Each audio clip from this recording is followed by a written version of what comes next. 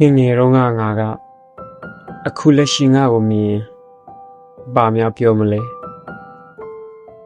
ဘလို့မျက်နာမူရမျိုးဖြစ်နေမလဲစိတ်ပြတ်သွားလောက်မလားဒါမှမဟုတ်ထင်ထားတာထက်အဆင်ပြေတာပဲလို့ပြောပြမလားငယ်ငယ်တော့ကမက်ခဲ့တဲ့အိမ်မက်နဲ့နာဂတ်ကရောဘယ်လောက်ထိနီးစပ်နေပြီလဲအချိန်တွေကိုဖျက်ကျော်ပြီးအနာဂတ်ကငါနဲ့သာတွေ့ခွင့်ရမယ်ဆိုရင်အခုလက်ရှိငါကိုကြည့်ပြီးဘာများပြောပေးချင်မလဲကောင်းကောင်းလုပ်နေတယ်လို့ပြောပေးမလားဒါမှမဟုတ်အခုဒီနောက်မကျသေးပါဘူးလို့အားပေးမလား